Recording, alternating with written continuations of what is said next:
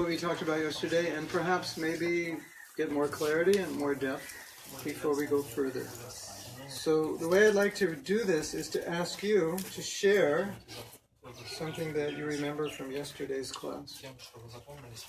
And if you like, it's not working. If you like, you can also share realizations like this. You applied anything this morning to your chanting? Or you had any specific realizations? So all you have to do is raise your hand. And if you don't raise your hand, you will be called upon. So it's easier if some brave soldiers raise their hand. Anything that you remember from yesterday? Any little or big point? Yes? To me, the most important point was that we get, often 2 times we get into more of a process which happen not of relationship. I tried to do that today. So it worked? Yeah, until I remember.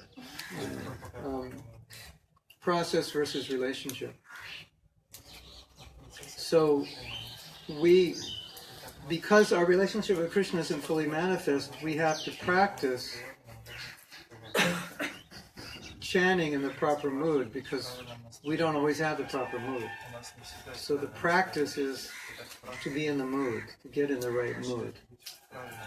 That's what Patanjali says. Practice means concentration, focus, determination with the right mood. So we talked about that mood yesterday, which is chanting is a relationship, not a process. But we have to remind ourselves. When I was young, many, many years ago, maybe you have this experience when you're about to do something, whether it's a sport or if you're a salesman, you're going to go out and sell something, you're going to ski down a mountain, you're going to surf a 50-foot wave, you're going to climb a mountain, you're going to do something, you're going to give a lecture.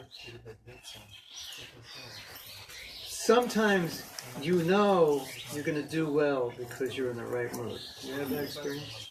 You just feel it. You're in the mood, you know. You just know it's going to be good. Or you're in a band and you're going to play, and you're in the mood, and you know, tonight we're going to blow the roof off this place because we're all in the mood.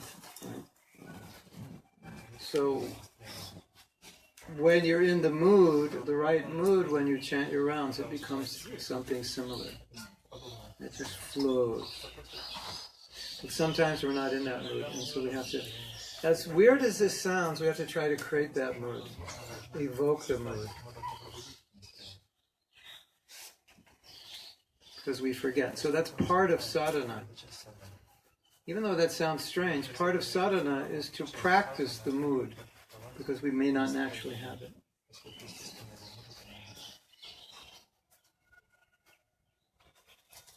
And that mood is, I'm trying to connect. Yeah, that's a very important point. This is, I think, one of the biggest problems people have, especially those who don't like chanting. They've divorced themselves from that mood that I'm connecting to Krishna. And then, as we said yesterday, the focus becomes on, I have to hear, I have to sit, I have to pronounce. That becomes the main objective of their japa, not the relationship. Those things can foster, but it's not the relationship. It's different.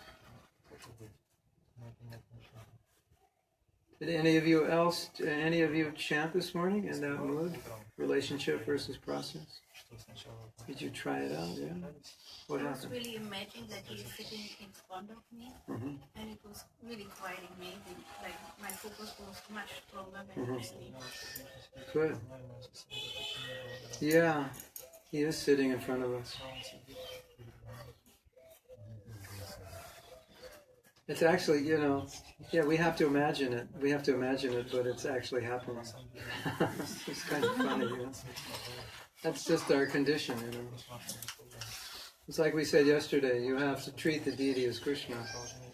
Because you may not see that, but you have to treat him that way. So, okay, I have to imagine Krishna's ears. This is the same.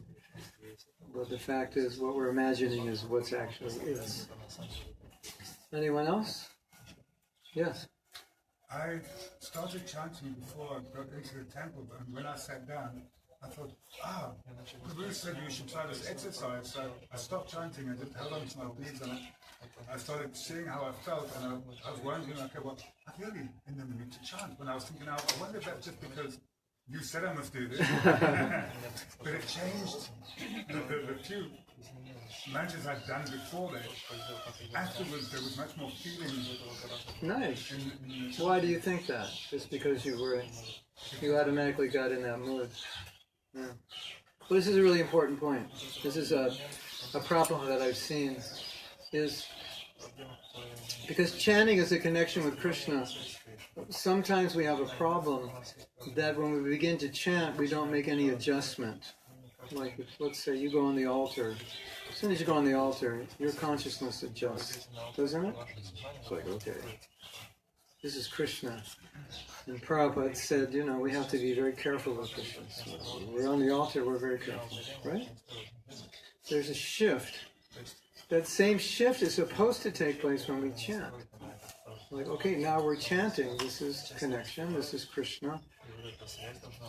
And one of the problems that devotees have, especially when devotees say, I can't control my mind, part of the reason, or a big part of the reason, is when they began chanting, they didn't make the shift.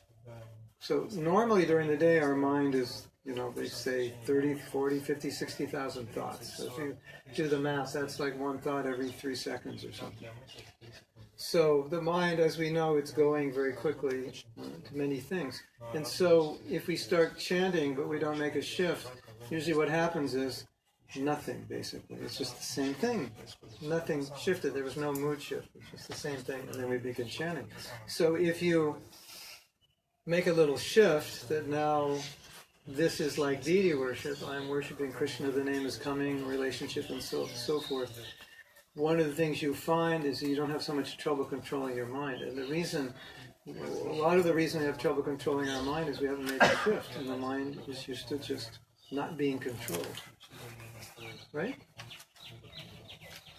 Like when you're chanting your rounds, sometimes you may think of things that are not happening right now, things you have to do, or things not related to japa. Yes or no? Yes. Why does that happen? Because we haven't made the shift. Like when you're dressing the deities, are you thinking about what you have to do at 3 o'clock? Generally not. And if you do, immediately you'll catch yourself. Right?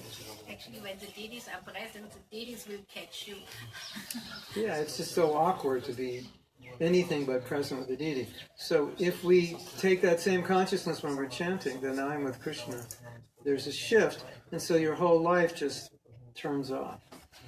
The reason our minds are so hard to control when we're chanting is because our life is still active. We haven't turned it off. We haven't made that shift. Now, think about what you do when you watch a movie and you really get absorbed in it. To get absorbed in a movie, basically your whole life gets shut off. And you're now in that reality, you forget your reality. Wouldn't it be nice to go into the Krishna Leela reality when you chant and forget this reality? Well, that's what a pure devotee does. They're not actually present in the space that they're in, they're present in the Leela. So obviously we can't do that fully, but we can do it a little bit by turning all these other things off in our life and begin chanting. So you don't have to be a great devotee to do this. You don't have to be some Rasik devotee. But if you do this, you'll see your absorption level goes way up because you've turned off the distractions. And that's why we have to rewrite the Padma Purana to add the 11th offense, which is to have your phone on when you're chanting. Because your life is in your phone. And that phone is what binds us to this existence we live, right? Because everything is there, isn't it? Basically, our whole life is on our phone. So if you have your phone on when you're chanting, then you're very connected to your life. Isn't it? So that's the 11th offense. You can write that. Tell your guru. Mahatma Prabhu is bogus. He told us there's 11 offenses when there's only 10. No, that's the 11th. Well, that's part of the 10th offense, distraction, inattention. But does that make sense? That if you leave things hanging in your life when you chant, those things will hang around your japa. If you go to study, and you go into a library, the idea is that in the library, nothing else is going on. So, your friends may be going to the movie, having fun, whatever. When you walk into the library, you kind of forget that within a few minutes. You have to. That's what you're working on. So that's the same with japa. And this may sound simple, but most of the problem with the mind during japa is simply because we haven't shifted our mood and we've left all the lights on in all the rooms of our life. And if you just turn them off, you won't have so much trouble with your mind because the lights are off. And that's why sadhus used to chant in caves. So if you could kind of internally go into a cave, you'll find it much easier.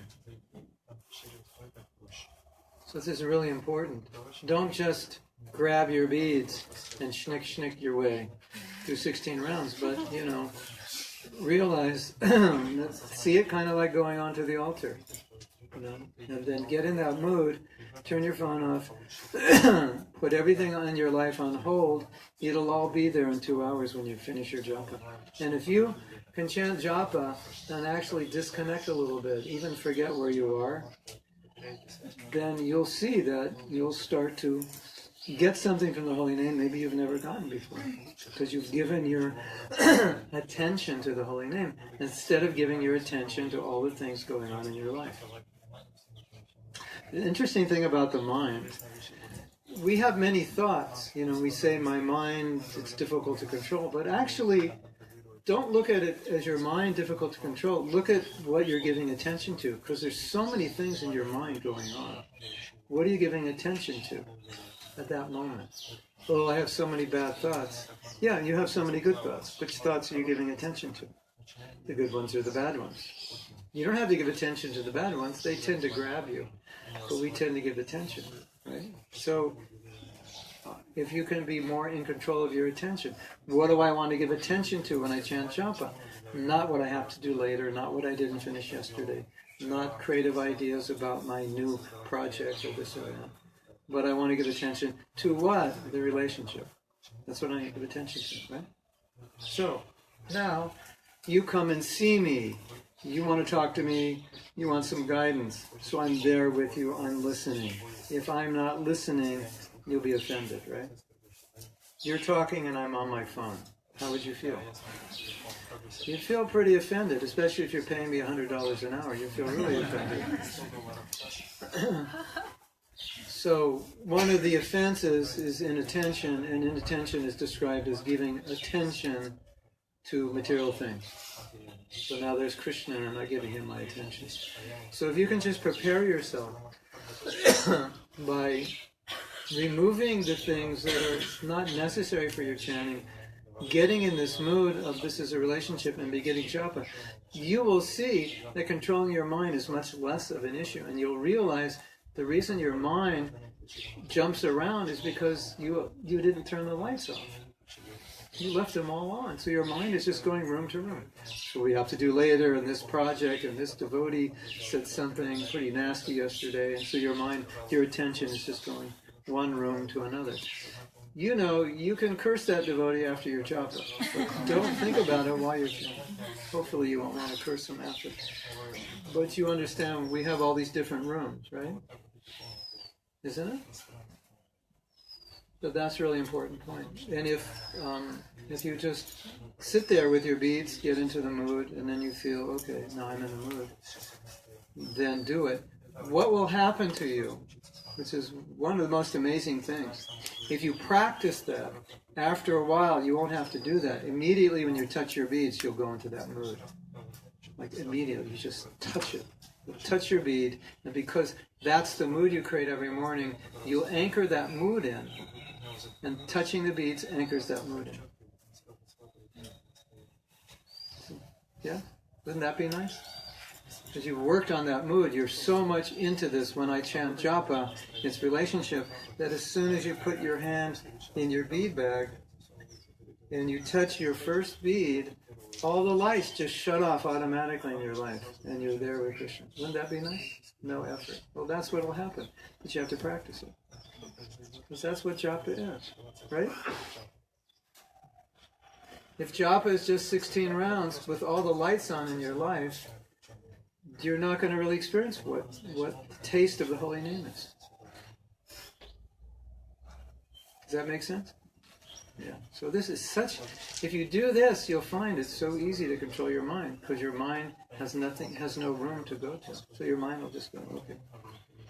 Your mind will say, turn some lights on. You go, no, not for 2 hours. And you'll get in this habit, and after a while it just becomes natural.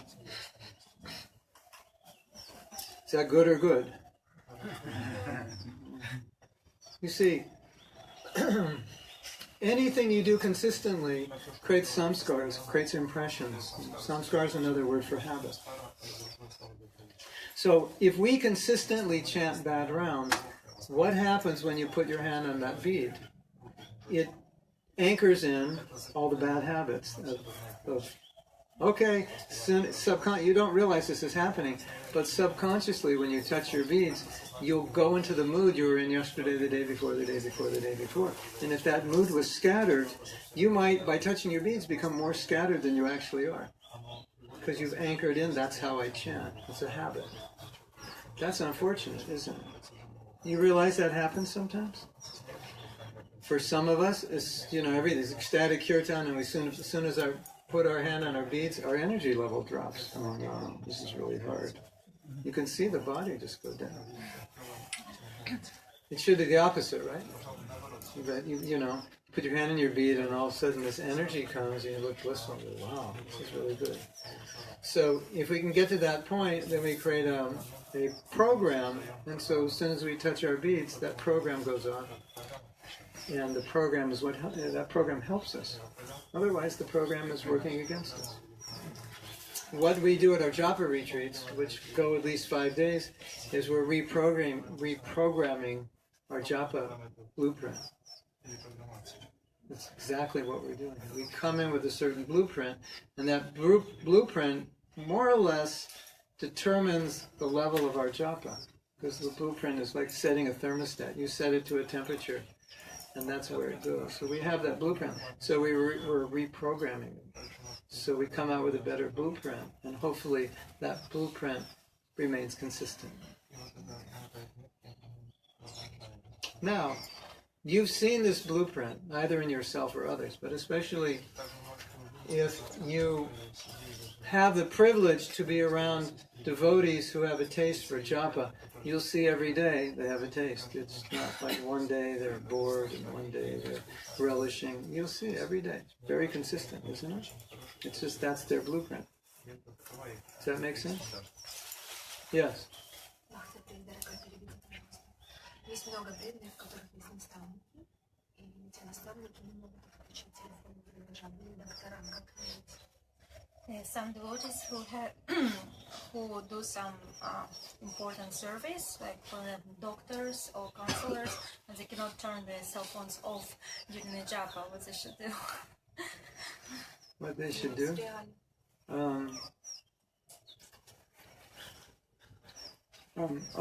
What they should do is they should have other doctors. Each doctor takes 1 day. So at least you have 6 days peacefully, and one doctor takes all the calls 1 day, so everyone can chant. Yeah. And if you're a counselor, no crises before 7 a.m.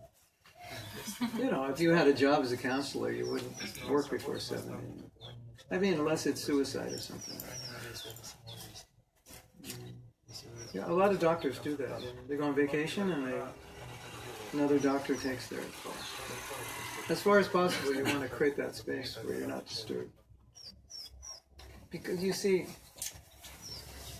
if you allow yourself, if you're an open target, then it's very difficult to control your mind, because People will take advantage, or just in your mind, you're maybe expecting possibly you'll get a call, checking your phone every once in a minute.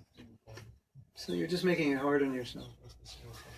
No one who's advanced in japa really does that.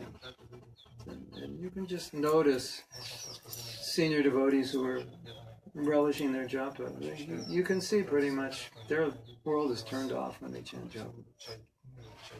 You can say pretty much they're not really connected on the physical level.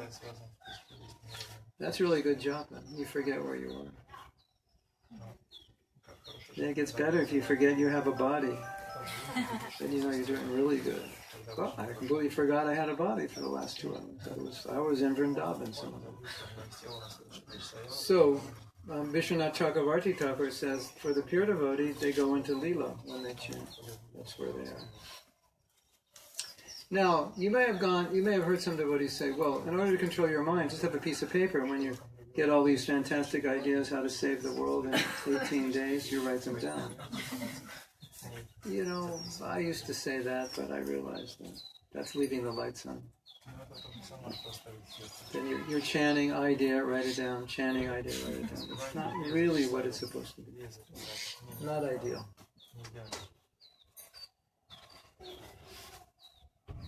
Yes.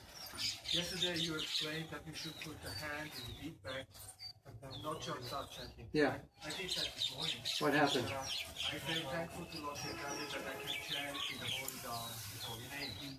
Then I messed it up. Why? Because you said also that you should invite Krishna to come with us, walk with us. And I started to think that.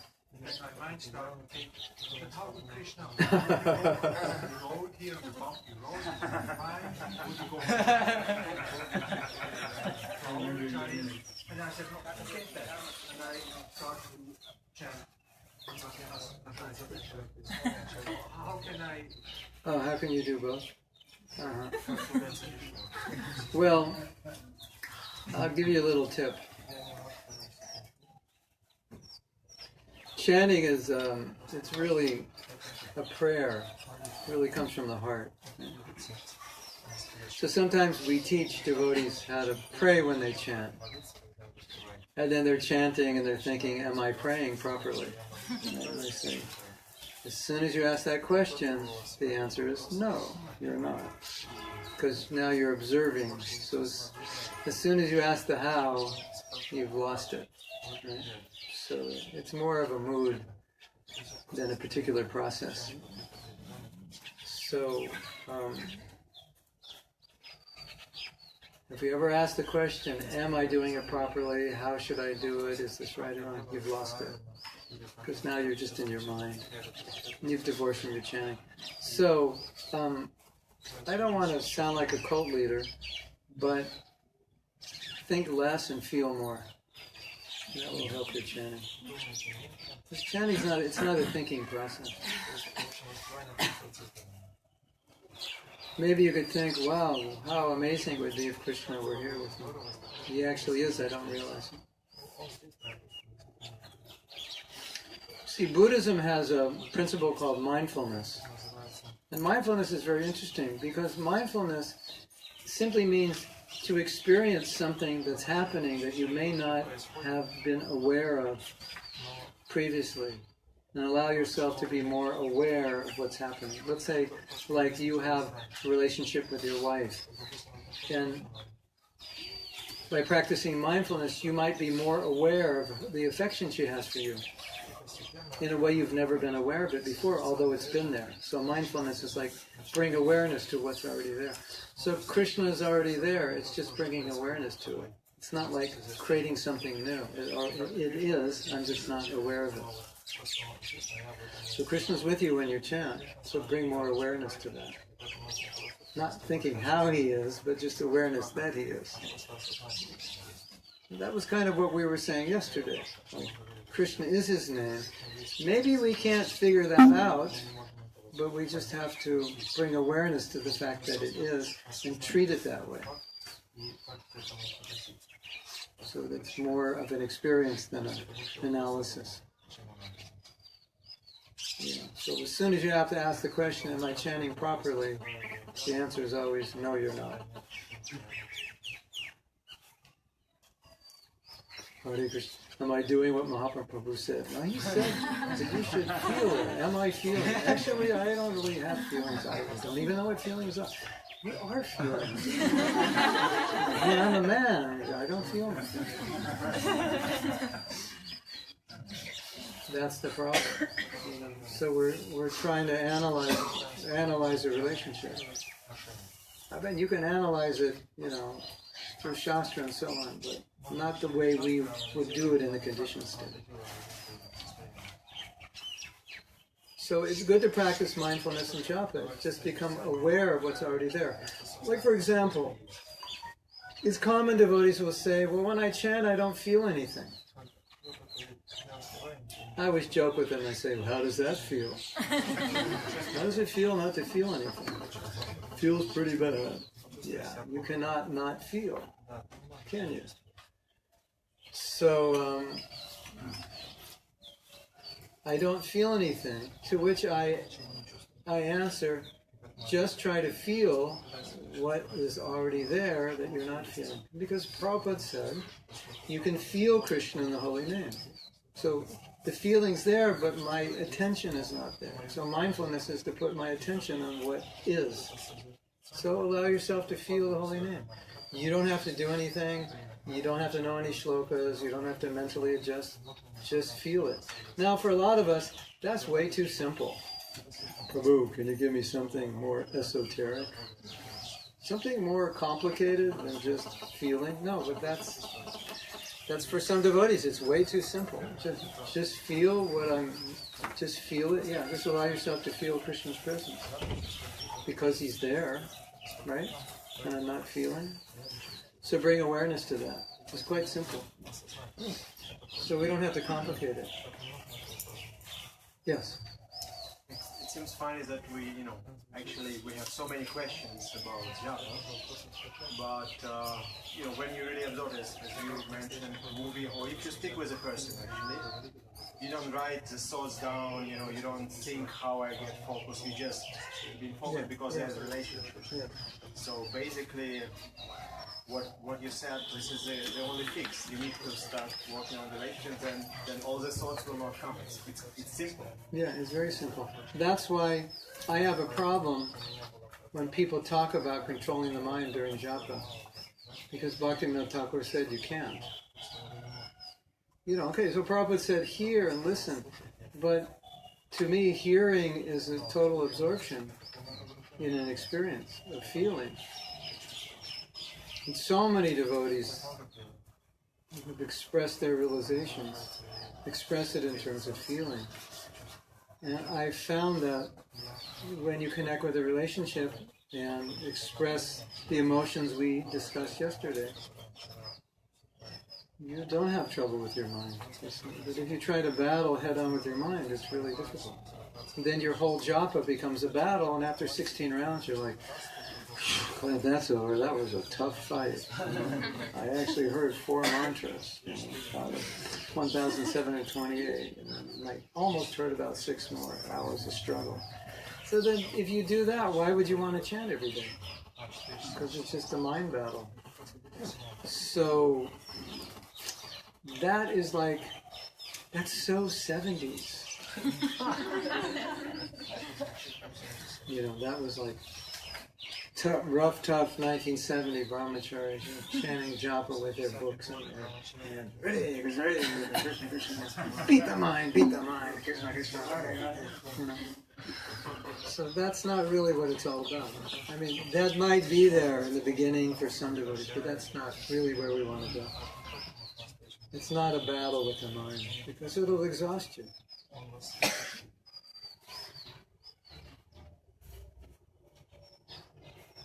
But as soon as you connect to the relationship and connect to the fact that Krishna's there, it becomes very easy. Just be aware of what's happening. Right? Like when you're with the deities, you try to bring that awareness, isn't it? That Krishna's there. So why not do that with the holy name? Same thing, isn't it? As I said yesterday, I think the worst thing that can happen to devotees is to not chant properly and thus not get a taste. Because the taste is what's going to keep us going. And to have to struggle day after day is sad, because it's not necessary. Right? Yeah, it's hard. And there's so much power in the holy name, so much purification that you get. So when you chant it properly, it's amazing the realizations you get, and the strength you get, and the taste you get. I had this very interesting experience. It was quite funny, actually. I had the fortune of doing maybe 3 japa retreats, 5 days each, like within like a month and a half. It's like, go up really high, just about when I'm kind of come down, the next retreat comes, and then go up even higher, just about when it comes down, the next retreat comes, and I'm one of the facilitators, so it's even more potent as facilitator because you have to live it, right? So when after like the 3rd retreat in such a short period of time, I actually felt like Maya cannot touch me. I had no worry about it. So I didn't even know what Maya was. I hadn't seen her in weeks. It was amazing. Huh? And so I met a god brother, and he said, "How are you doing?" And I said something like, I can't remember exactly what I said. I said something like, "Yeah, I don't know what Maya is. I haven't seen her in a while." And he's like, "God, you're puffed up." And I didn't mean it that way. I just meant it honestly. That's how I was feeling, and it came off like you're so puffed up. But the point is that if you take the holy name properly, that's what happens. You're just like, Maya is just it's not an issue in your life. Because the holy name is so powerful. That's my experience. That's why it saddens me when devotees don't have a taste. And they're just struggling through it. Because I know they're not getting that full power that the holy name will give. And they're maybe even imparting some kind of negative samskar towards the holy name. I have to chant. I don't like it. I just do it out of duty. If I didn't have to, I wouldn't. That's very sad. Once I experienced that, pleasure of chanting more and more, then it made me very sad to see devotees not getting it. And it's very easy not to get. And the holy name can defeat Maya. So where's Maya going to go? When she wants to pull you away from Krishna, she'll go for your japa. She'll keep you away from kirtan and keep you away from good japa. If you chant good japa and have good kirtan, she can't do anything. So that's where she's going to attack you. So that's a saying I have. Maya is after your japa. She's looking for your japa and she wants to distract you. Because if she does, you'll be in Maya. So watch out. She's after your japa. When you're chanting japa, look around. She's coming. She's going to try to get you. So what else did we discuss yesterday?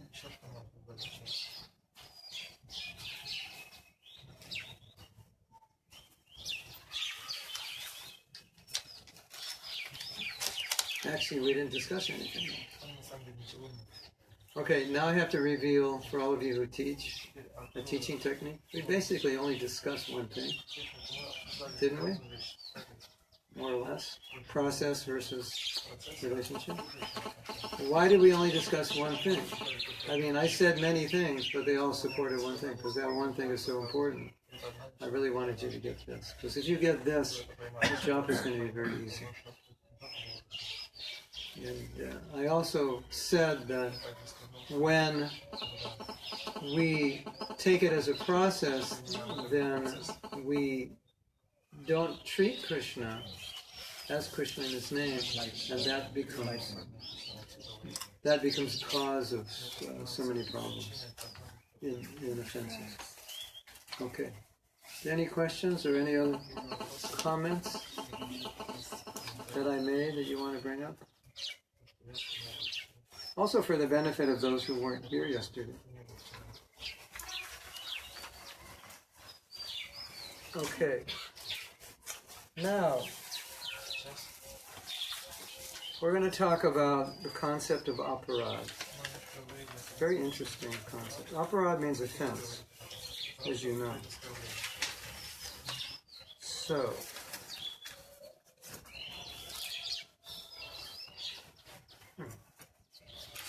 Now, first,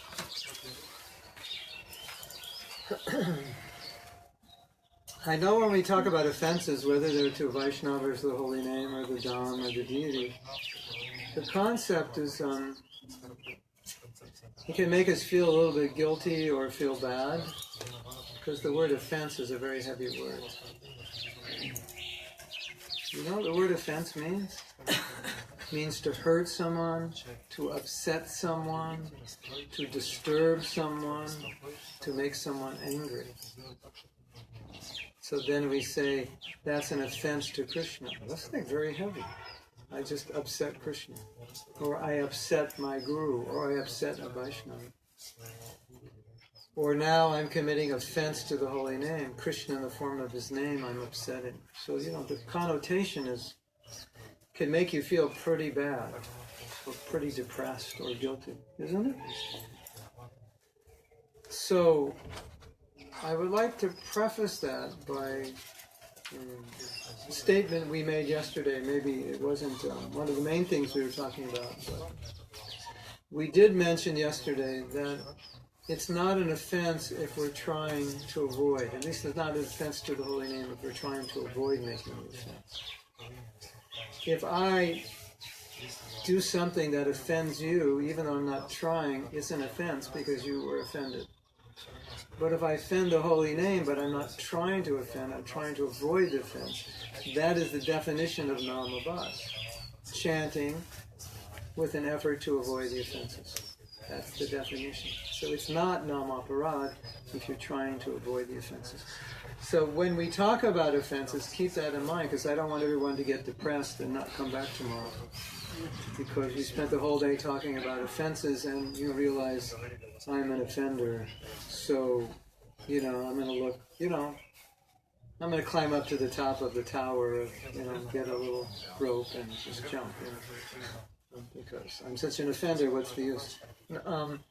In a sense, it's normal to be an offender because we're conditioned souls. But we can make an effort to avoid the offenses, and we may not be perfect in avoiding them, but at least we're trying. So I want you to keep that in mind. Otherwise, this discussion could be very depressing. Why depressing? Because Naamapradha, what Naamapradha means? It means an offense directly to Krishna. That's heavy, isn't it? To offend God, that's very heavy.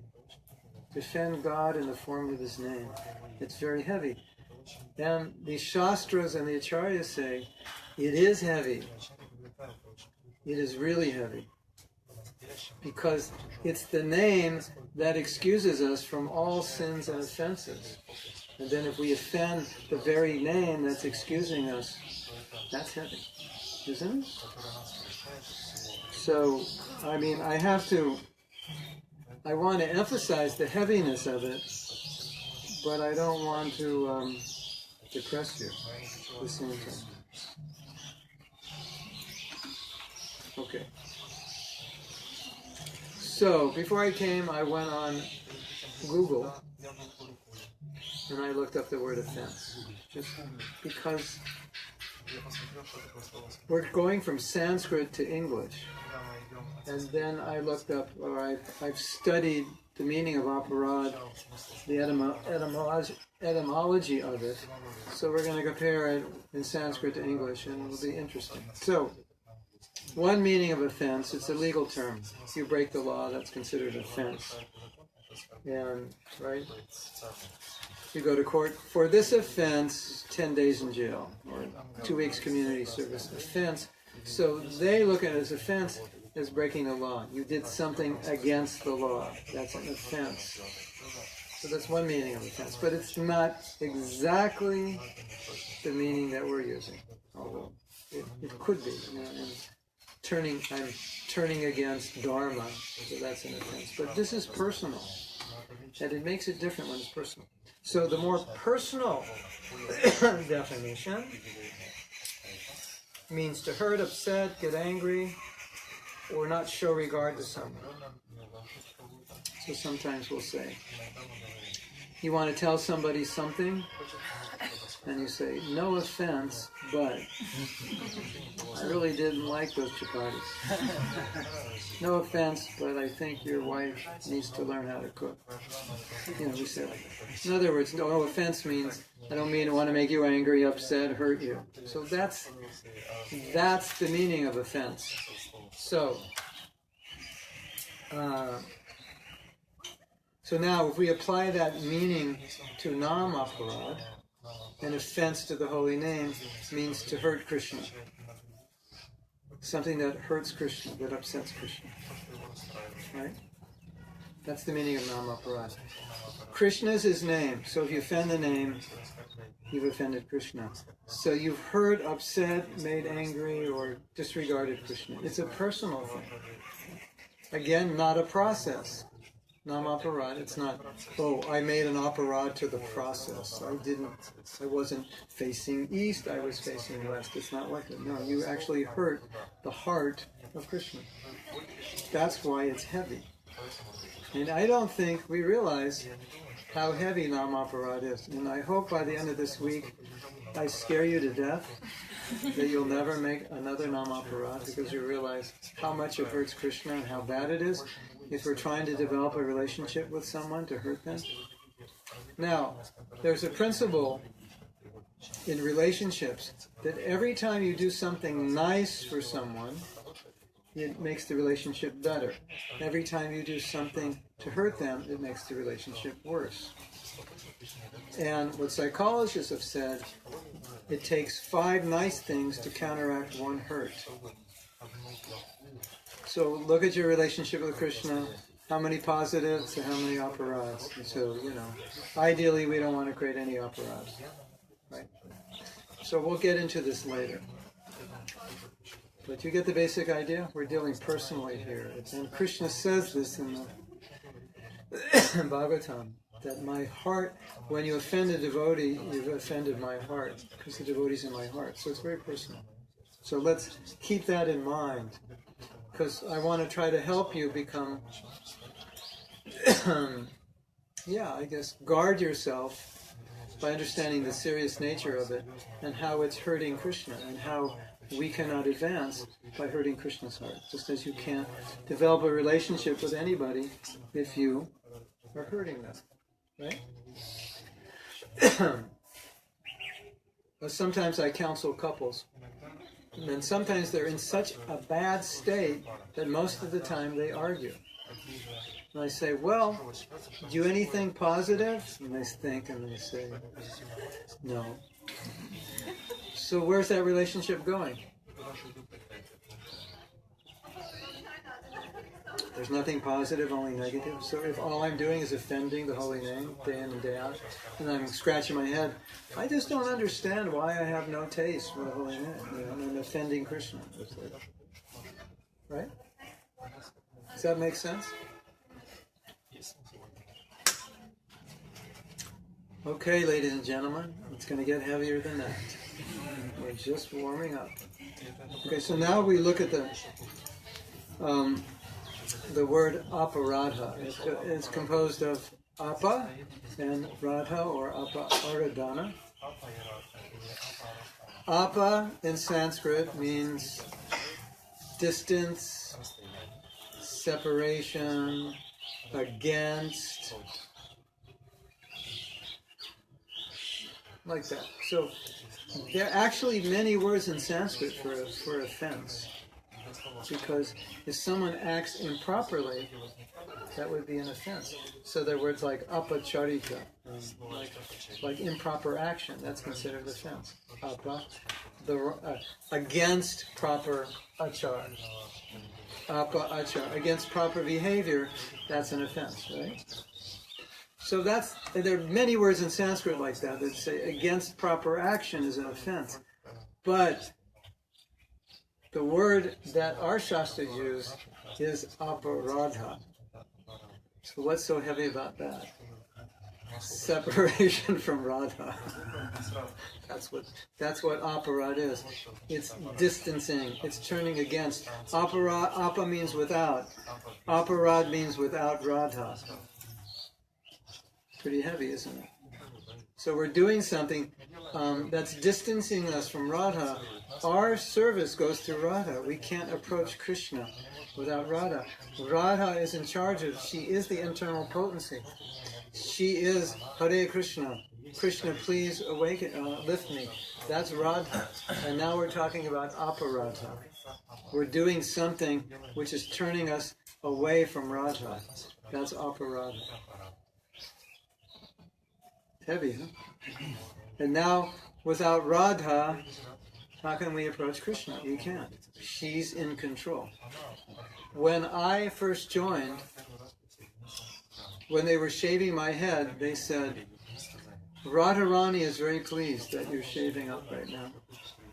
And she's going to tell Krishna that you've become, Bhakta Martin has become a devotee. She's going to tell Krishna. And if she tells Krishna to show favor, he has to show favor on you. That's what I was told the day they shaved my head. Pretty esoteric for 1970. Huh? But we understood that she occupies the realm of bhakti. So, aparadha means without Radha. Against Radha, distance from Radha. Or aradhana means worship. So it's just another way of saying without worship. Without the internal potency. So what do you have? Not much, right? Okay.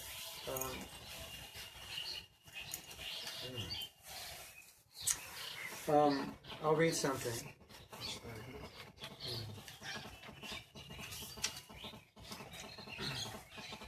So here are some other meanings of Radha. To please, affection, success, prosperity. So literally, Naamapradha means to displease the holy name. That's another meaning. Aside from distancing from Radha.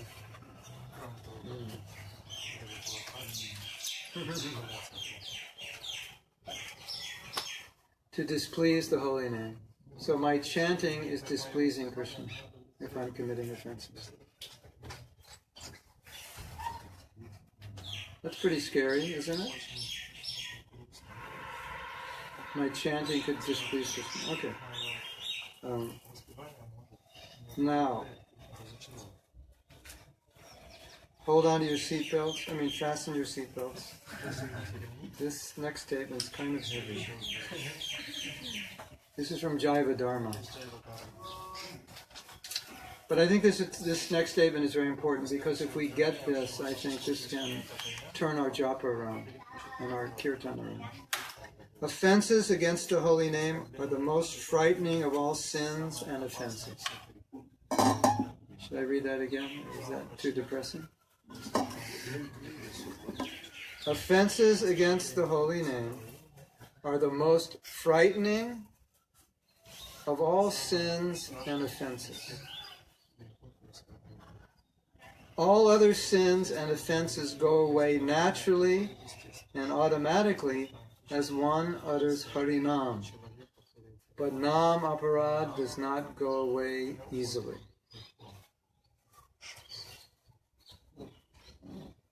What does that mean? Someone like to explain? What did you just hear?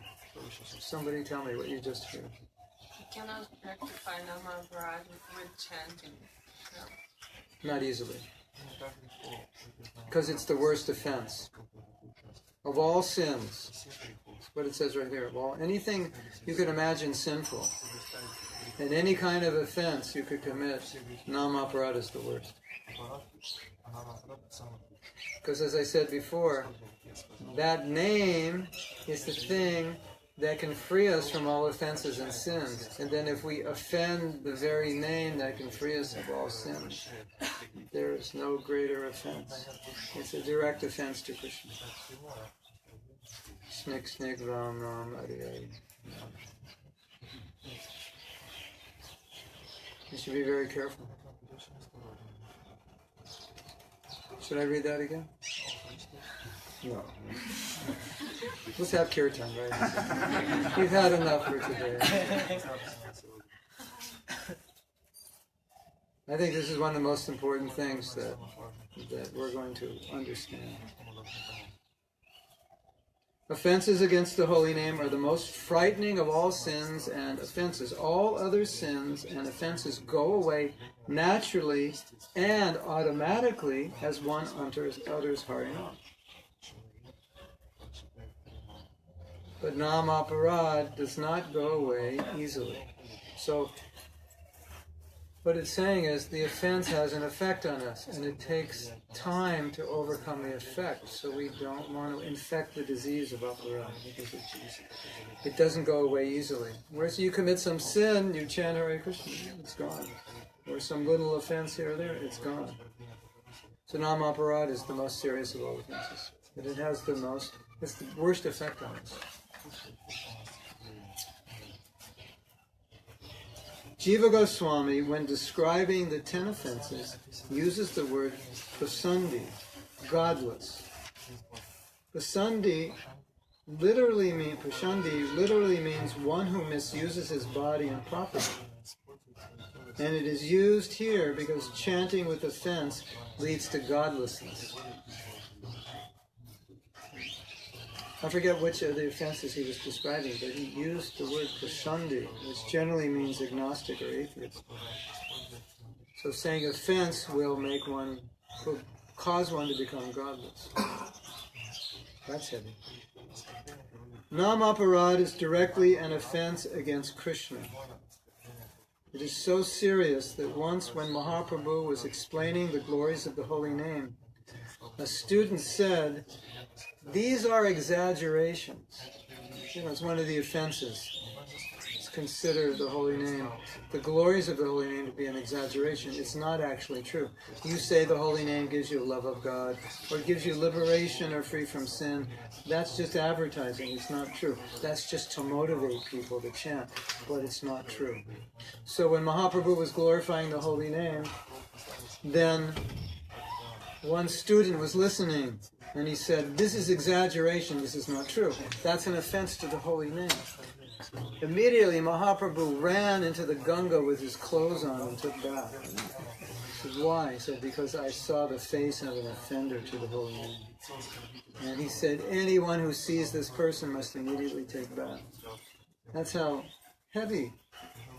That's how he saw someone who offends the holy name. But now I'm polluted. I'm like, "Oh, Prabhu, I'm not going in the temple room tomorrow. There's a lot of aparadhis there. If I do, I'm wearing blindfold."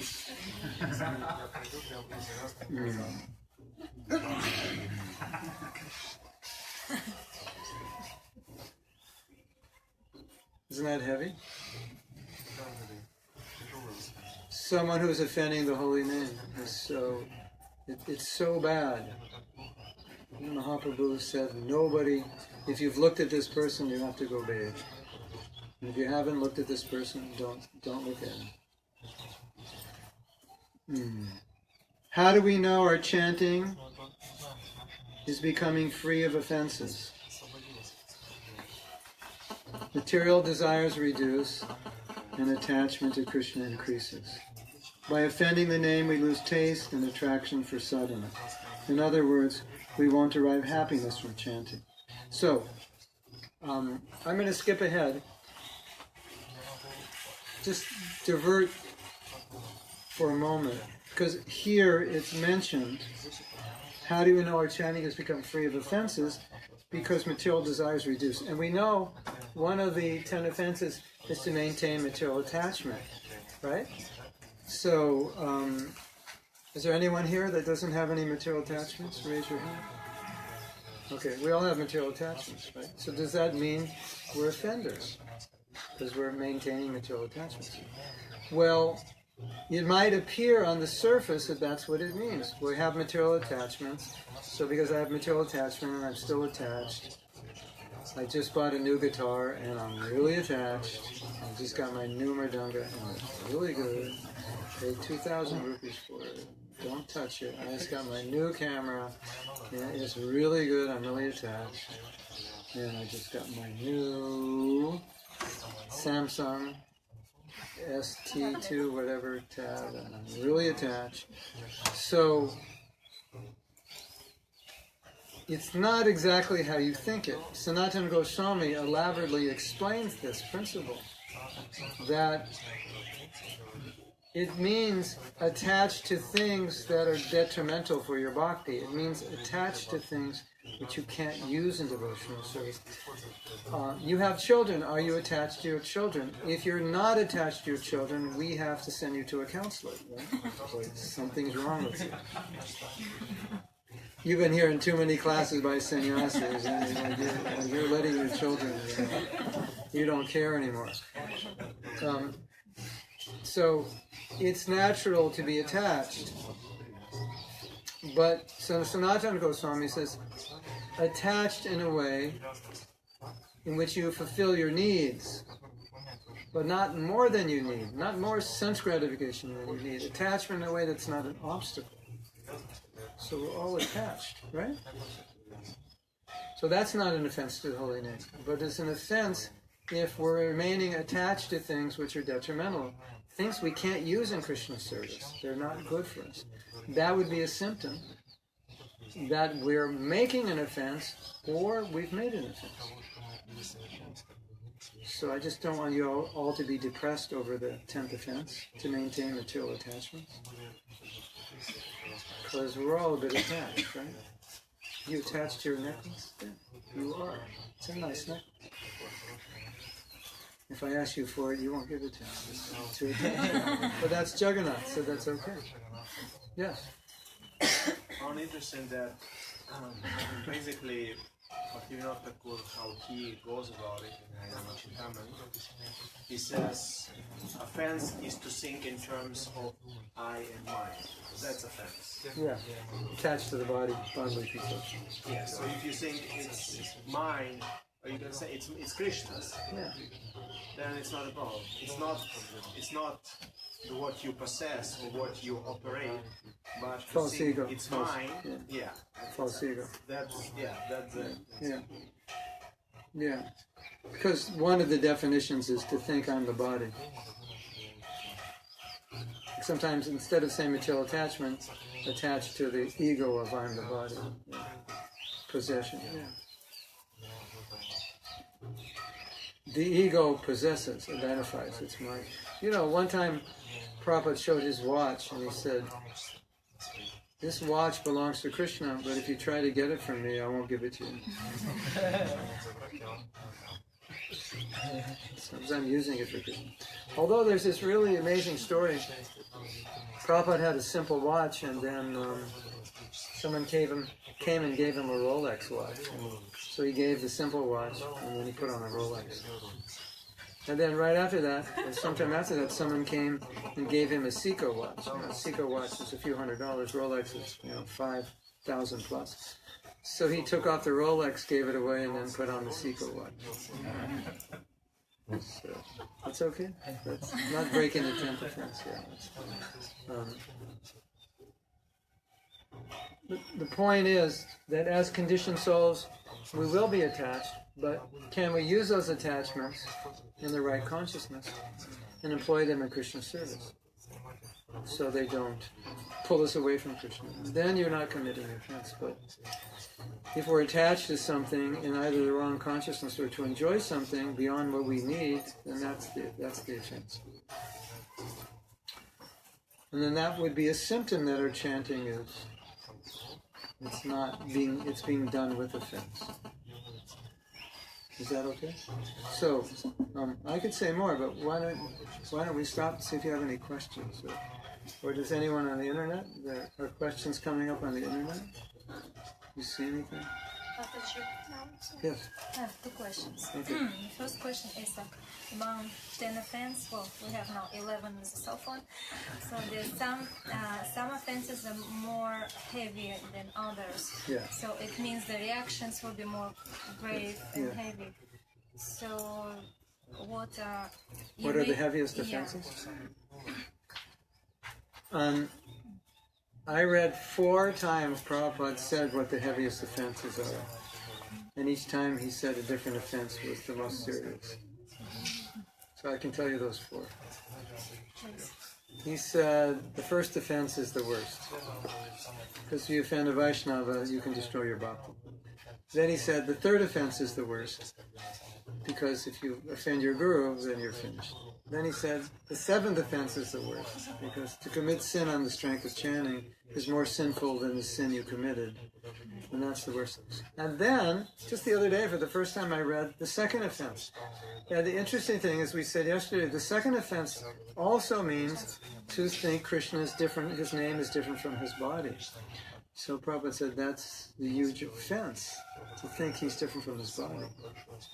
So those are the worst offenses. Second question. So from the history, from the stories of Chaitanya Charitamrita and other examples, we can see that one offense leads to another. It's like a snowball. It becomes practically a person falling down and down, and only like special mercy of Krishna needs to pull him out to some pure devotee. So what is like, for example, in our case, because usually like if we read Chaitanya Charitamrita, this special jivas give us example, like Lord himself helps to this. What about us? How we overcome the offenses? Yeah, sometimes we just, when person commits offense, he doesn't realize, because... Okay, that's a good question. How to overcome the offenses? There's something that you may not know. You know, every morning we pay obeisances to all the devotees. Well, we didn't do that in the beginning of the movement. And every time, in the beginning of the movement, like, there was like one sannyasi. And then in 1970, Prabhupada made like 4 sannyasis. So that's kind of an unusual thing for us. All of a sudden there were sannyasis. Aside from Kirtanananda, he was the first. Now there's 4 sannyasis. So we're told we're supposed to pay obeisances when you see a sannyasi. And if you don't, you have to fast that day. So I'm not that humble, but I like to eat, so I pay my obeisances. So, so you see them going in the temple, pay obeisances. You see them coming out of the temple, and there's another one coming down the street. So it was awkward for both the devotees, and especially for the sannyasis. They felt embarrassed. Everyone's paying obeisances. So they asked Prabhupada what to do. And Prabhupada said, okay, well, we can just have in the morning, at one time, we'll pay obeisances and we'll cover it for the day. And then Prabhupada said at that time, he said, after you recite the prayer, he said, you should pray, my dear Vaishnava devotees, if I've committed knowingly or unknowingly any offenses, please forgive me. At that time, you just clean the slate every day. Just wipe it off. And when you go on the altar, you do the same thing. So after you finish your rounds or before, you can do the same thing. My dear Lord, if I've committed any offense, please forgive me. Now, one of the most interesting things, I don't know if it's the most interesting, but something that's very interesting is that if you ask the average devotee about repentance, what do you call it in Catholicism when you confession? If you ask most devotees about confession, they'll say, do we have confession in Krishna consciousness? And most devotees will say, no, because it's not part of the, it's not like at 7 o'clock you go in front of the deities and it's confession time. And every morning you go and you confess. So most devotees would think, well, it's not really a practice we do. That's a Catholic practice or a Christian practice. But it's not actually true. It's in Nectar Devotion. I believe it's under the title Submission, and it talks about a devotee going in front of the deity, confessing all his sinful actions, all the sinful things he did. And he says, I'm embarrassed. He prays to the deity, and he says, I'm embarrassed to tell you all the sinful things I've done. And that is a process of confession. So Bhaktivinoda Thakur says, to become free from the offenses to the holy name, we should confess, and with remorse, ask the holy name to forgive us. And chant in remorse, which I think is significant, because it does say to become free from offenses, we should chant. But Bhaktivinoda Thakur there adds that we should chant with remorse. Because how will you become free from the offense if you chant with offense? So there has to be some remorse. So that's the process of repentance. To overcome any kind of offense, there must be remorse, asking forgiveness, and then rectification. So how can you ask for forgiveness and then continue to offend the holy name? It's not right. So if you want to feel remorseful, it's very powerful. So Bhaktivinoda Thakur said, we should feel remorseful. Krishna, I've offended the holy name. I've offended you. I feel bad. We should feel bad. If we don't feel bad, we should feel bad if we don't feel bad, that we don't feel bad that we offended the holy name. Should I say that again? We should feel bad if we don't feel bad that we offended the holy name. If we don't feel bad that we offended, that should make us feel bad, because we should feel bad. And that feeling bad is a protection against committing offenses. That's the idea. Because I think too many of us do not feel bad that we offended the holy name. Maybe we're not even aware how bad it is to offend the holy name or what the offenses actually are. But it would be good if we do have a little remorse, because it'll chasten us and it will help us, prevent us from committing those offenses. So now every morning you could ask for forgiveness from the Vaishnavas, from the holy name, from the Dham, whatever you want. That's always good. That's humility. Is that okay? Is that more than okay? Someone else had a... Yes. In this 35 years where I did this movement, Yes. I must have created a huge mountain for us. Yes. But on the other hand, I have the opportunity to stay my association with devotees. How is that? Because you're trying to be Krishna conscious. And because you're trying, it's not counted as an offense. And you're being also purified by that effort to want to counteract those offenses by being better. It's your sincerity is the thing that's saving you. And Krishna sees that. What should I do that I don't feel into the trap or I think, oh, good, so I can relax a bit? Well, that's a good question. I'm going to give a very simple answer. This answer is so simple that everyone misses it. And you're going to think, when I give it to you, that I don't miss it, but we do. If I commit offense, it doesn't please Krishna. Right? It displeases him.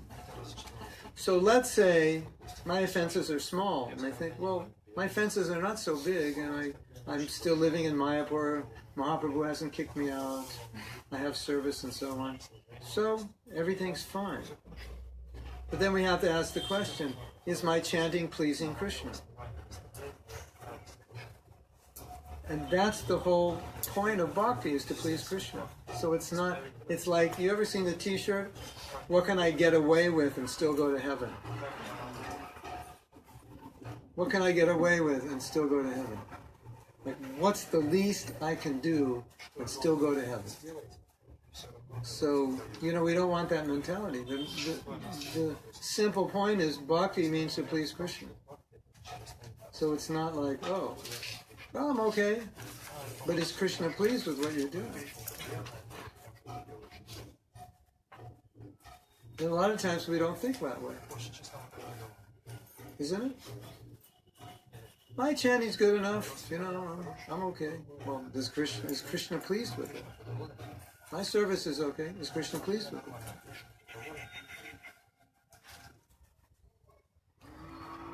I don't have a good relationship with this devotee, but it's okay, because I'm still going on. Is Krishna pleased with that? If we thought more in terms of Krishna's pleased, it would help us a lot. And like I say, it's so simple, we don't think like that. It's like too simple, right? One devotee was having a problem. Said, I just can't forgive somebody. So she said, I'm going to speak with Bhaktivedanta Purnaswami and get his advice. I said, well, you know, I teach forgiveness. I'd like to see what he said. She comes back. I say, what did he say? He said, you should forgive because it pleases Krishna. Like, how simple is that? And is there any better reason to forgive? Is there any better reason to do anything? Like, no. But like, duh. Like, how come I didn't think of that? I have this big problem I can't forgive, 5 years going through my mind, and then I get one answer. How do I forgive? I should do it to please Krishna. Oh, really? I never thought of that one. Isn't that amazing? Well, the solution to so many of our problems is just do it to please Krishna. So then having counseling for months, and I don't get it. And, so if I just get that, then does that make sense? Yeah. So it's not like how much can I get away with and still go back to Godhead. Like what's the minimum?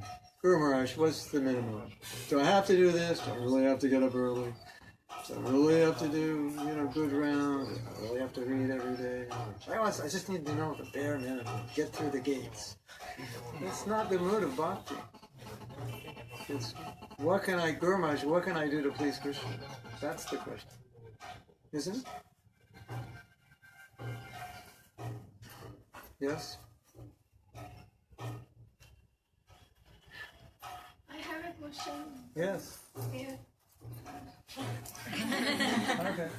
So just now you said that we have to forgive. So even if we have forgiven them without even asking forgiveness, so what about how to forget that incidents that happened with so many devotees? And it's severe, and whenever we see them, all things come up on the mind. Then how to forget that incidents then? Because Krishna is so beautiful, and he's has so many amazing qualities, and his pastimes are so wonderful, and his incarnations are so wonderful, Leelas of his devotees are so wonderful, that you'd rather think of that than think of that how much that person hurt you. That's how you do it. And you make that decision. Do you want to think of this person and how much they hurt you for the rest of your life? Because you only have so much space in your mind and heart. So when that person occupies, there's like no room for Krishna. Think of Krishna. No. Can't stop thinking of this person. There's no room for Krishna. Just thinking about them. You don't realize what they did to me. You have no idea. We cannot let this go. This was unjust. This has to be rectified. How long have you been thinking about it? 21 years? And still no justice.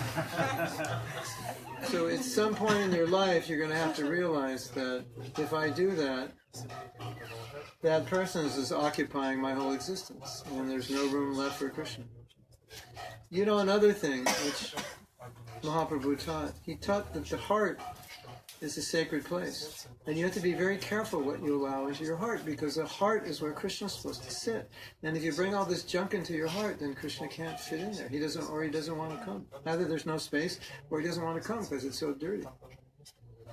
So, you want to think of that person and how bad they were? Or do you want to be a humble Vaishnava? Now, here's some more bad news. You've probably heard the bad news before.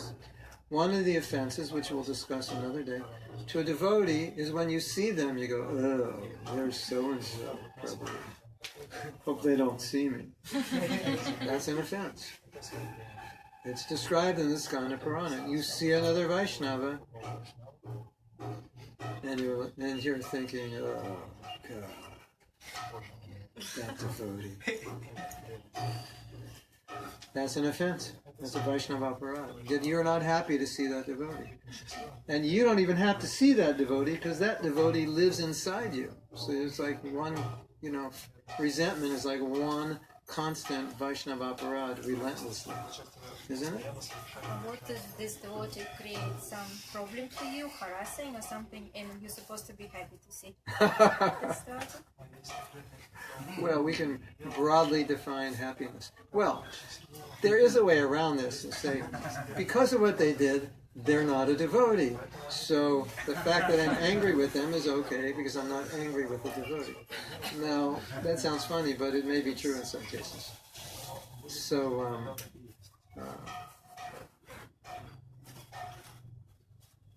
you know,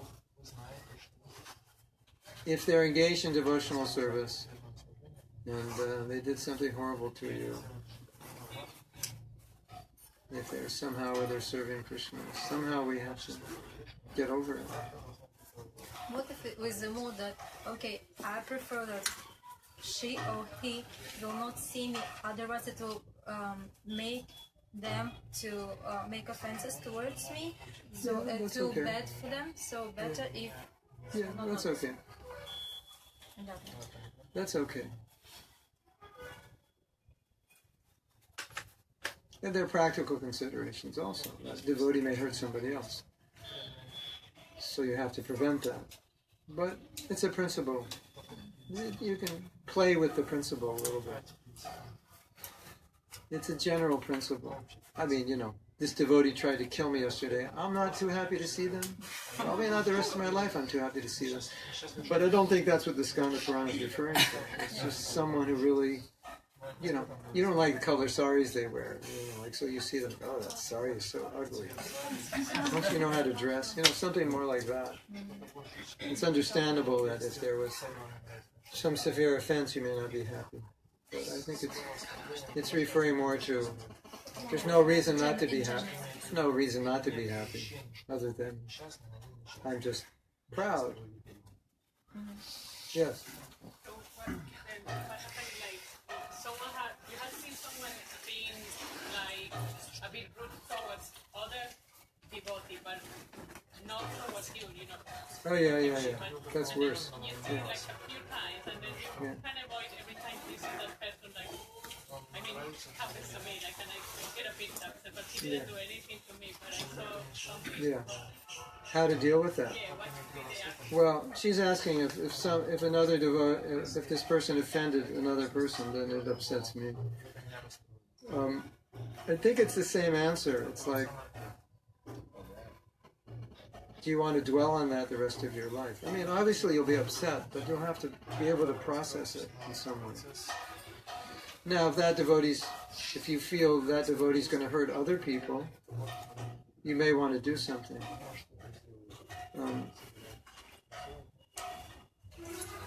It's not that we're making something right by forgiving, but we're just trying to rise above. We're trying to rise above passion and ignorance by continually just having very ill feelings towards somebody, because it's not helpful for bhakti. I'll give you an example. This is nice. The other day I was saying that there's Vaishnava aparad and there's Jana aparad. Jana means persons.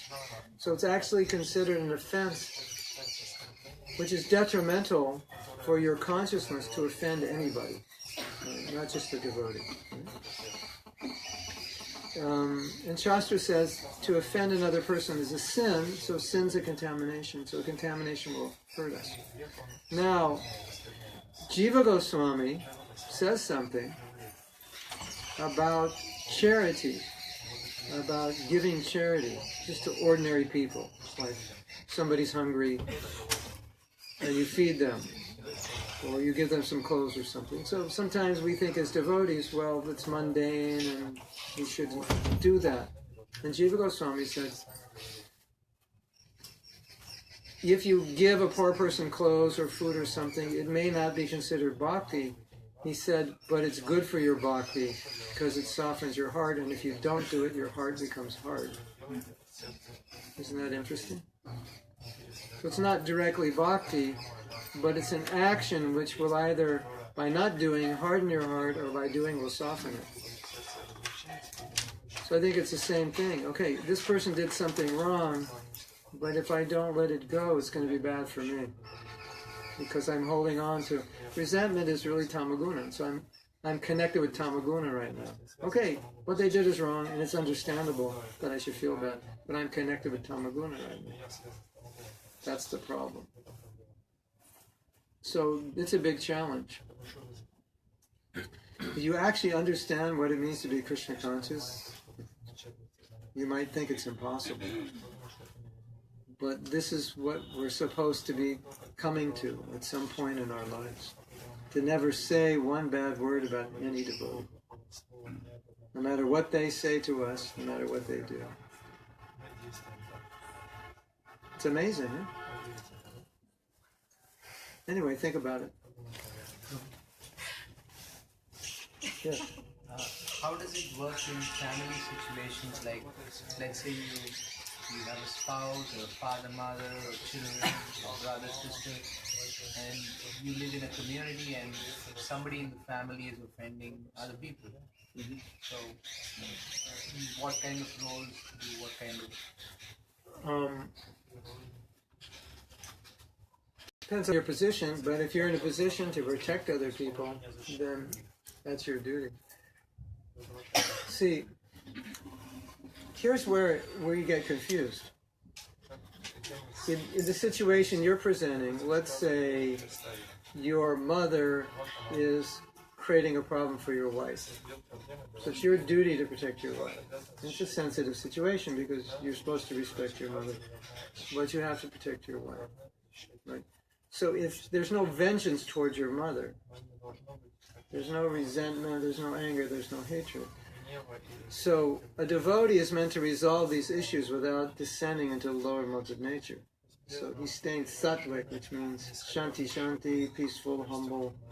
But at the same time, there's the dharma that I'm the husband, I have to protect the wife. So the problem is that a lot of times when we look at a situation, we think we have to descend into the lower modes to deal with it. You can't be humble and deal with this, because if you're humble, they'll push you over and like that. But that's not true. Maybe it's a false definition of humility. So the trick is to do what is dharmic, at the same time not descend into the lower modes of nature. Do it in a sattvic way. So you have to, explain things to your mother that this is not working, and we have to respectfully ask you not to do this in a humble way, without, with affection. So we're not used to doing that. We're used to kind of giving up that mode and just fighting fire with fire. Obviously, that statement doesn't apply to devotees, because we fight fire with water. We fight passion and ignorance with sattva guna. When you try to fight it with the same guna, then everybody descends to the lower modes. Fight fire with fire is probably more of a military application. But it's not really a Vaishnava application. Fight fire with water. Fight fire with a fire extinguisher. That's your compassion, your kindness, your understanding. Right? Generally. Unless we're dealing with the outside world, sometimes we have to be as aggressive as they are. But amongst Vaishnavas, we're supposed to fight fire with a fire extinguisher, not with fire. Yes? It's a question on the internet. Okay. How do we get to the place where we want to please Krishna sincerely rather than ourselves? How do we get to the place where we want to please Krishna sincerely rather than please ourselves? Remember, I think it was yesterday, I was saying that, it was 2 days ago, Sunday night we were giving class, and we were talking about what sincerity means, and sincerity means to serve Krishna for his pleasure. And so one devotee was saying, I don't think I was sincere when I joined, I think I joined to get something. And I was saying, we all join to get something, but after a few weeks in the temple, we learn that that's wrong. We learn that we're supposed to please Krishna. So in the beginning, it's more of a theory that this is what I'm supposed to do. So we just think in terms of, is this going to please Krishna or not? Not that the heart's there, but the understanding's there. What was the question? How do I get to the point of being? Yeah. You get to the point of of getting there by first doing it, even though it's not natural. And that's Vaidhi sadhana bhakti. You do things that are not natural. okay, I'll do this because it pleases Krishna. I don't really want to do it, but I practice it. That's Vaidhi. And then the taste comes. Every morning when your alarm goes off, the first thought should be, if I get out of bed now, this will please Krishna. I don't want to get out. But if I get out, Krishna will be pleased. Do you realize, ladies and gentlemen, that back in the day, maybe you've experienced this, in some ashrams, there was no hot water. The hot water knob was unscrewed and you could not get any hot water. And these are in cold countries. And you'd have to go in there in the morning and think, this cold shower is going to please Krishna. They interviewed a monk. 25 years he takes a cold shower every day. So they interviewed him and said, we've heard every day of your life, every morning you take a cold shower. How is that? He says, that's true. Every day for the last he's a Buddhist monk, every day for the last 25 years, I've taken a cold shower and I still hate it.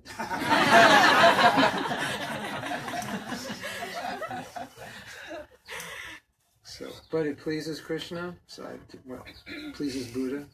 I still do it. So that's the idea.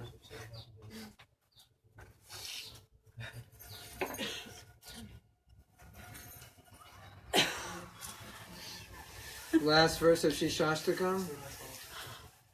In the purports there, following that verse, what is said?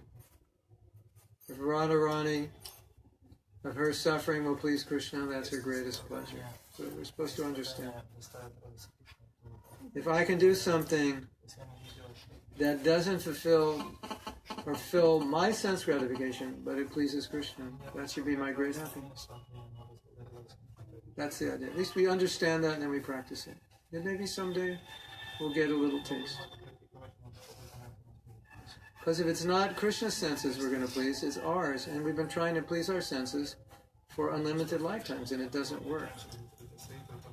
So, we're supposed to learn that. Yes? If it works, it would have worked already. Yes? Please explain again how to turn on the lights. Turn off the lights. Turn down the lights. Each light represents a different aspect of your life. So now imagine you're at home and Krishna's coming over at 5:15 in the morning and you're getting ready. And you're taking a shower, you got dressed, tilak, roti, kurta, looking very nice. And now it's 5:15, right? And computer's off, everything's, and Krishna's coming over, and it's just you and Krishna. So just imagine what that would be like. You would not keep your computer going, the TV going,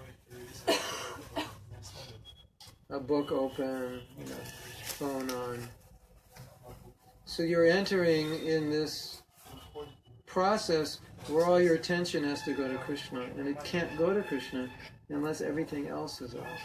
So in some way you have to make that adjustment in your mind, and just like turn it off. And it'll become so natural after a while that it'll just happen. As soon as you start chanting, just everything will blank out. It's just you and the holy name. That's all. That's the idea. You and the holy name, nothing else. So just practice and see. If you have any questions, you can ask me. Just practice it tomorrow. And you'll have to do it during japa. Don't think just because the lights went out, someone didn't come and turn them on. They'll come back on for a while. And you'll have to, no, I'm chanting japa, turn them on. Well, you catch yourself thinking about something that has nothing to do with japa, just turn it off. So I'll come back later. We can deal with that later. If you're reading a book, watching a movie, doing work, you turn everything off so you can focus. So you know how to do it. You've done it before. You see, one of the problems is when we don't have a taste, we like to turn the lights on to keep us entertained.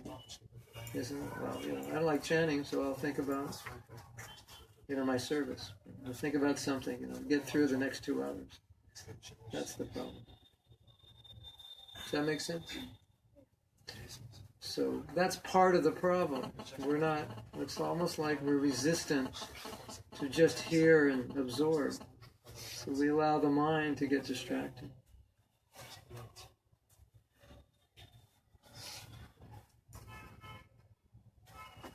Yes? Can you please tell some tips how to help kids to chant? Yeah. Oh, that's easy. That is so easy. All you have to do is chant good japa yourself. And they see that. Now imagine you're a kid and you're looking at some adult chanting japa, and it looks something like this. I'll do a demonstration. I like to act. I actually studied acting, so I don't get that much chance to act, so now I'll act. And this acting is based on reality because I've seen a devotee chant like this. And you may have seen devotees chant this way. So if you can't see me, move around so you can see me. So imagine you want your kids to chant japa, and you chant like this. Or you can chant.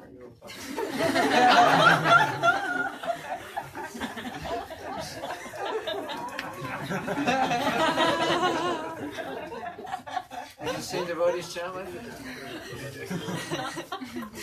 And you tell your kids, chanting is so nice.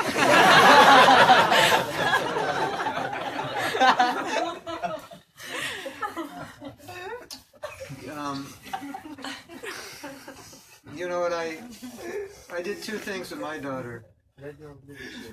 I would share my realizations from japa. I never asked her to chant. I would just say, I just had a really good japa this morning. I want to share what I was experiencing. I'd always share. And then sometimes I would say, can you chant with me because you inspire me when I try to get her to say, I like to chant with you because I get inspired. My rounds are better when I chant with you. And then I'd get her to chant with me and I'd say, so what are your realizations? So she's thinking, okay, I'm supposed to have some realizations. I get her to chant better, because I don't have any right now. So it was, it's all positive. But I think the example is, you're chanting every day, you're relishing it, you're talking about how sweet it is. That's the best way. But, I call that other chanting constipation japa. It looks like a person has constipation. Basically, it looks like he can't get it out. And I'm sure we've all seen people chant that. Can you imagine you brought some new person to the temple and all the devotees were chanting like that? They run out of the temple.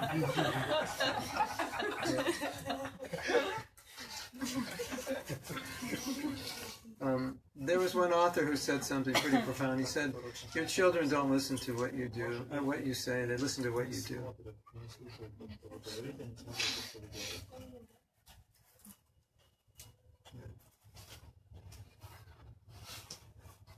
I don't know if you realize this, but when Prabhupada started the movement, because there were no other devotees, the only way people became Krishna conscious, it was like Prabhupada was bigger than life. He was all of ISKCON. And he encompassed so much Krishna consciousness that what people now see today all through ISKCON, they were just seeing in Prabhupada. One person had to give so much Krishna consciousness. And he had so much, and they could all see that he had something that was very special. And they wanted it. They didn't know what it was, but they could see he had something and they wanted it, and that's why they became devotees. So if your kids can see you're getting something from your japa, let them know what you're getting. Then maybe they'll be interested. Say, I just had this amazing experience. I can't even explain it, what it was. I can't even tell you. Don't tell me to. No. I don't think I could. It's too amazing. You're going to have to experience it yourself. And you can see, every kid is different. So I think we should probably stop. Should stop? All right. I mean, I can go longer if you have questions, or we can do kirtan, or what, or both. Or, does anyone else have any questions? Comment? Yes. This might be a funny or stupid question, but I still have it because I had experience living in an ashram temple. And it's funny because temple is supposed to be the place where you chant good rounds. Right. But then during japa, devotees used to, just speak something. Oh, talk. Yeah, talk. So how, like, in a sense, if we just ignore them and don't speak with them or don't react to them, so this might upset the devotee, so it's So an how to deal with offense. it? How to deal with it? Yeah, so how do we? You can buy one of. I have many japa products. And one of my japa products is a button, and it says, it's on your bead bag, really big. It says, "When my hand is in my bag, talking to you is a drag." So when someone's trying to talk to you, you just go like this. You go to my website, japaparaphernalia.com. We have many protective devices for good japa, such as blindfolds and earplugs, different kinds of t-shirts. Keep people away from this.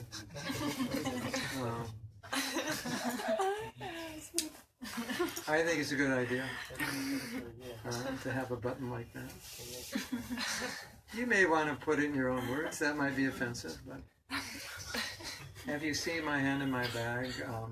I made a vow not to talk to anybody. Excuse me if I ignore you till I finish my round. What I would suggest, every temple has a policy in their temple room, no talking is allowed during japa. This is just if you want to talk, go outside. So as long as you're inside, nobody can talk to you.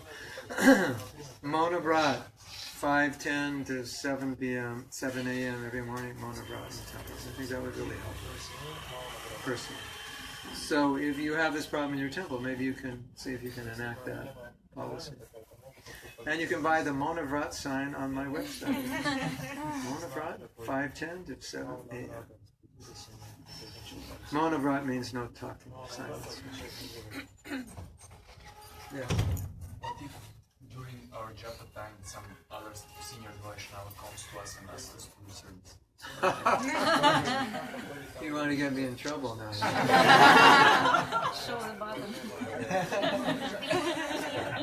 He wants to know if you're chanting japa and some senior Vaishnava comes and asks you to do service. You're going to say, Mahatma Prabhu said, all the lights are off. I've turned off all my lights. I'm sorry.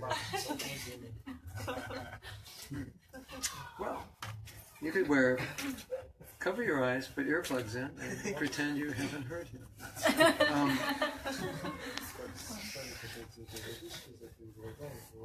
But we're asking for service when we chant. Yeah. We're asking for service after 7.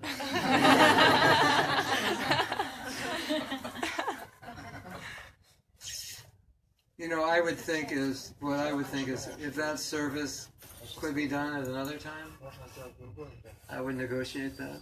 If it can't, then you'll have to do it, and you can talk about it later. Yes. На всех семинарах говорят о том, что преданный не оправдывается. In all the seminars it says the devotee doesn't defend himself. Ну вот ты начитал мантру, идешь такой спокойный, в благости, тебе хорошо. Okay, you chanted your rounds, you're going, you feel good. К тебе подходит другой преданный и говорит, что ты такой-сякой верблюд, и вообще у тебя там нет мантры, и служение твое отвратительно. Then comes another devotee and disturbs you with different offending words, mean words. Ты говоришь, окей, And ты же не оправдываешься. You say, fine, and don't defend yourself. Like that. And you go home and cry. Is that the question? Идешь домой и плачешь. Плачешь, потому что Чувство заделишь. Вопрос в чем? Вопрос в чем?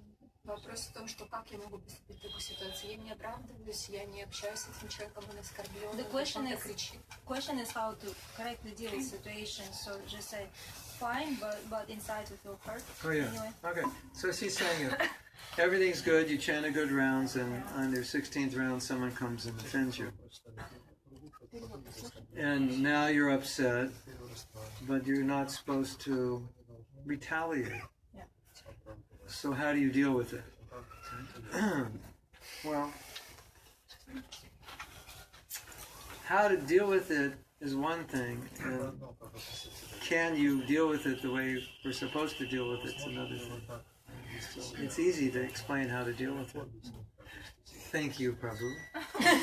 I am so puffed up that unless people like you come and offend me, I would never become humble.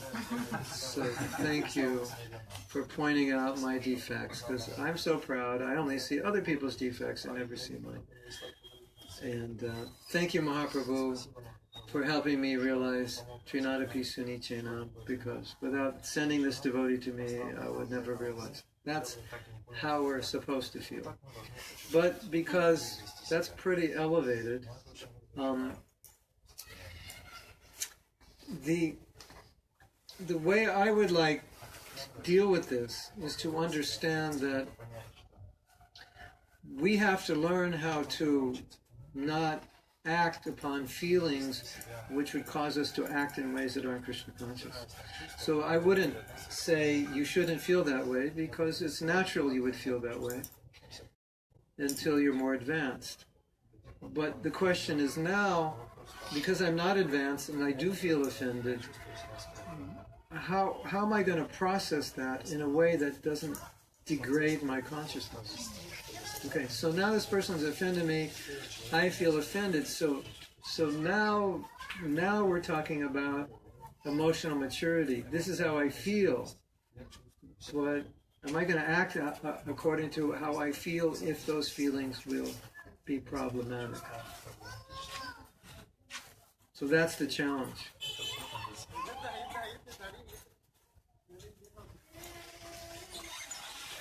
So what you want to look at it this way. Devotee A did something wrong, and now I feel bad. Is my reaction going to be on the same level as devotee's action towards me? In other words, am I going to allow devotee A to degrade my consciousness because of the way they acted? That's the problem. So, the saying, 2 wrongs don't make a right. So that's the challenge.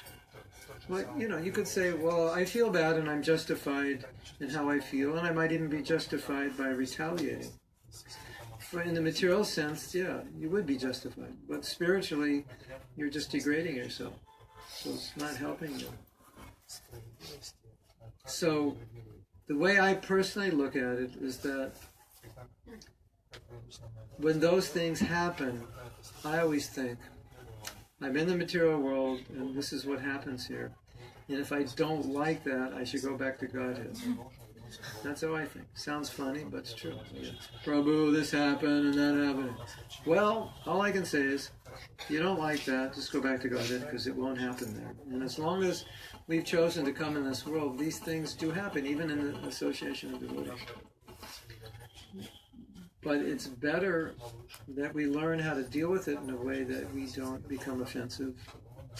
If you become offensive to that devotee, even though they're offensive to you, you're going to get a reaction for being offensive to them. You might say, I'm justified in being offensive. That's okay, but you're going to get a reaction for being offensive, even you're justified. That's the problem. So we want to learn to be able to control our response. There's a nice definition of forgiveness. It said, if you forgive somebody, you're withholding a response, a hurtful response, which they deserve because they hurt you. And then you're giving them a kind response, which they don't deserve. But what happens? You elevate yourself by giving them a kind response. You degrade yourself by giving them a hurtful response, even though you could be justified because you're just retaliating for what they did. Now, if you look at the behavior of pure devotees, they never respond in a negative way to people who treat them negatively. They always respond in one way, with kindness and compassion. That's the only response they give. So that's the example. You know, what's the right? There's a way to act that's right in spite of how people act towards us. Right? So easier said than done, but that's what we're supposed to do.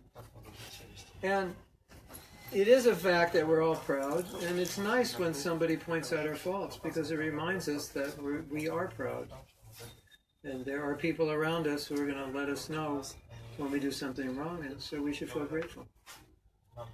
You know, I joke with the sannyasis, I say, you know, you have such a hard time, because you're surrounded by people that are always, Maharaj, you are the best thing since apple pie, and you know, your classes are amazing. I never heard classes like that in my life. It's just every step you take and every word is just perfect.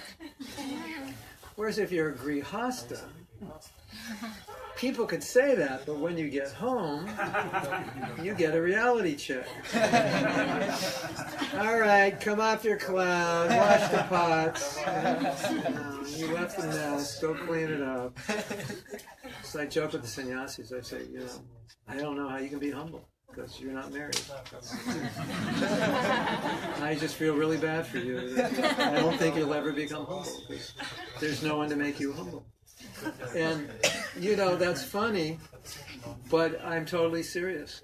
So if my wife, you know, my wife sometimes joke with me, I'll travel, you know, like I'll come back after a month, okay, time to come down to earth. There's a lot of trash here. And I'm like, thank you, Krishna. It's like so good. Because otherwise I would think I'm somebody special. Now I can take the trash. What's a blessing? Just take the trash out. You don't realize how much I like taking trash. And it's so good, because when I go home there's no disciples. And if there are disciples, they're not going to let me take the trash. So I get to take the trash. I'm just, you know, we're not any special. We're nothing special. So we feel grateful. Those poor sannyasis, I don't know if they're going to make it back to Godhead in this lifetime. They don't have lives. It's going to be tough. So, you know, you can always appreciate when somebody just like this. Okay. See it as Krishna, if you can, keeping you humble. I mean, that's how I take it. No, but I have to tell you, my God sisters, they keep me humble also. God brothers, they don't do it. God sisters, 2 or 3 times a year, they throw it at me. You shouldn't have said that in class. Why? That's the nature of women. Sisters. And it's okay, because I have an older sister, so she does it to me. So I had one God sister in Alatri, and I was giving class, and I was making all these points, and she's like, you're making these points, but you're not giving the references. I can't stand that. You have to give the references. It's not good, you know. Every point has to be a reference. She's from New York, and she's Jewish. You know, so. Then she came back an hour later and said, did I offend you? Was I too heavy? And I go, no, I have a sister. I'm used to it. So I appreciate it. That's good. I'm just being honest. I do appreciate it. Okay. So what? We have kirtan now? 5-minute break. Everyone's been sitting. Should we stand up? We can have break. If we want to carry on, we can have break. Why don't we have a break? And because I need to go to the bathroom. We have a break and then we do kirtan? 5 or 10 minutes or something? You can stand up and get some water or something. Stretch your legs. Srila Prabhupada ki Jai. Premanandi Hari Hari.